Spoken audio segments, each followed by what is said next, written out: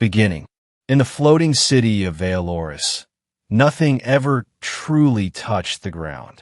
Ivory spires hovered on anti-grav halos, their undersides glowing faintly blue against the clouds below. Transparent walkways arched between towers like frozen ribbons of light, and above them all hung the great banners of the Aurelian houses, each marked with sigils older than most civilizations in the galaxy. Lady Saris Valoran stood at the edge of one such balcony, hands folded behind her back, gazing at the city she was destined to rule but had never truly chosen. She was Aurelian, tall, elegant, her skin a soft, opalescent hue that shimmered faintly when struck by light. Her eyes glowed gold, not with power, but with lineage. Every movement she made was precise, learned from centuries of noble tradition. Behind her, a quiet presence waited. Ethan Cole stood 2 respectful steps back, as he always did. He was human, plain by comparison. Dark hair kept neatly trimmed, posture straight but unassuming. He wore the neutral gray of a house attendant archivist, a role designed to be useful and invisible at the same time. He had served Saris for 10 years. 10 years of walking behind her through echoing halls. 10 years of standing silently during council sessions while nobles debated star systems and bloodlines. 10 years of memorizing her schedules, her preferences, the way her voice softened when she was tired and sharpened when she was afraid. 10 years of loving her. Saris turned slightly.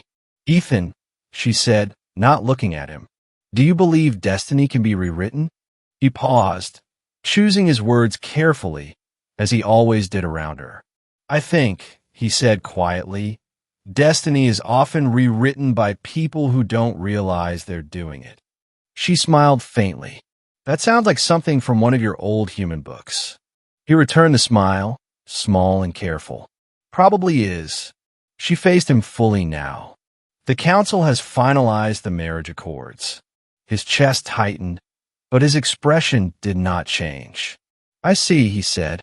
"I will be wed within the cycle," Saris continued, "to fulfill my house obligation." Ethan bowed his head slightly. "Congratulations, my lady." She studied him for a moment, as if searching for something she could not name. "You don't ask who," she noted. "It wouldn't change the outcome," he replied.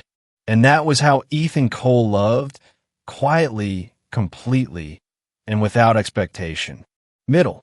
The announcement of Saris's engagement rippled across Veloris like a controlled shockwave.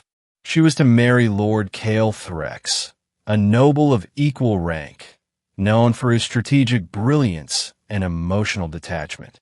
The union would stabilize trade routes, unify 2 rival houses, and strengthen Aurelian influence along the frontier systems. It was by every metric that mattered to the council perfect. Preparations began immediately.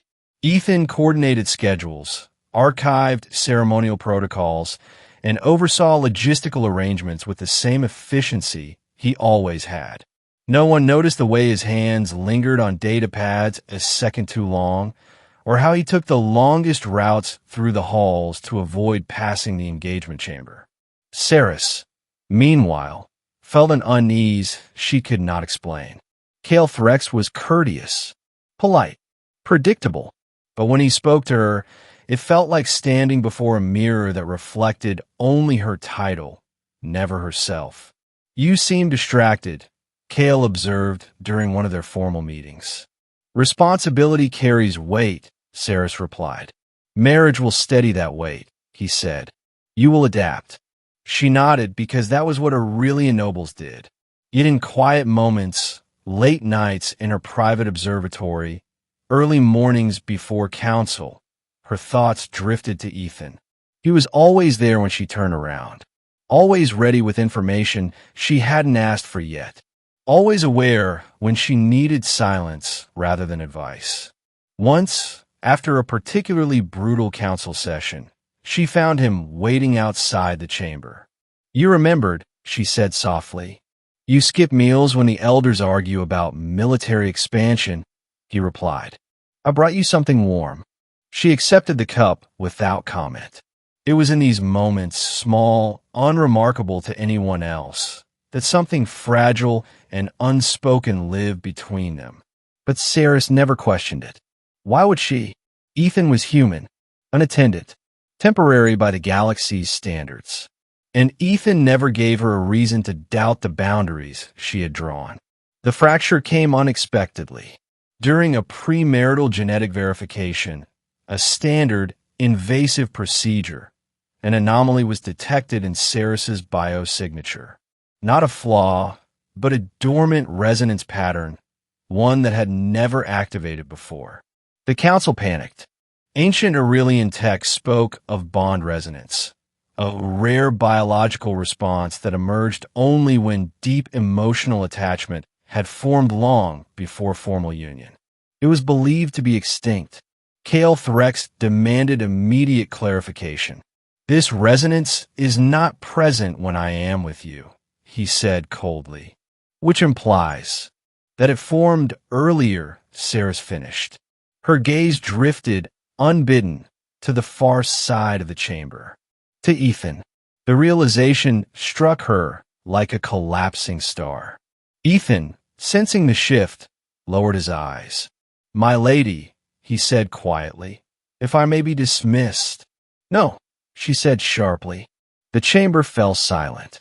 Saris turned to him fully, her heart racing as pieces of a decade rearranged themselves in her mind. The way he always knew. The way she felt calm simply because he was there. The way his absence unsettled her more than she'd ever admitted. Ethan, she said slowly, how long have you known? He hesitated. Then, because he had never lied to her before, he didn't start now. Since the first year, he answered. Perhaps longer. The council erupted. Accusations flew. Protocols were invoked. Kale Threx stepped back, his expression unreadable. This union is compromised. Saris ignored them all. Why didn't you say anything? She asked, voice barely above a whisper. Ethan met her gaze for the first time without shielding his emotions.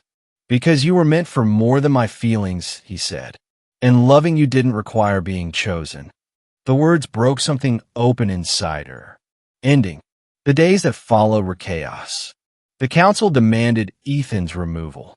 Kale Threx formally withdrew, citing dishonor. Political alliances wavered, and rival houses circled like predators sensing weakness. For the first time in her life, Saris did not wait for permission. She summoned the council herself. I will marry, she declared, standing tall beneath the banners of her house. But not for convenience, not for fear, and not for tradition alone. Murmurs rippled through the chamber. I choose Ethan Cole, she continued, not because he is human, not because he is safe, but because he has stood beside me for 10 years without asking for anything in return. The elders protested, threatened sanctions, warned a precedent. Saris listened. Then she activated the resonance. The chamber filled with soft golden light as the ancient bond flared to life, undeniable and alive. This, she said calmly, is older than your rules. The galaxy watched as the marriage was recorded, not as a political maneuver, but as a recognized interspecies bond under Aurelian law. Ethan stood beside her, stunned. I never wanted to cost you your world, he said quietly afterward. She took his hands in hers, her glow warm and steady. You didn't, she replied. You gave me one. Years later, Vealoris still floated above the clouds, but something had changed. Aurelian nobles spoke more carefully. Interspecies unions increased. Attendants were no longer invisible, and in the quiet moments, walking together through gardens suspended among the stars, Saris would glance at Ethan and smile, still amazed at the truth she had overlooked for so long. That love, when patient enough, could outlast even destiny.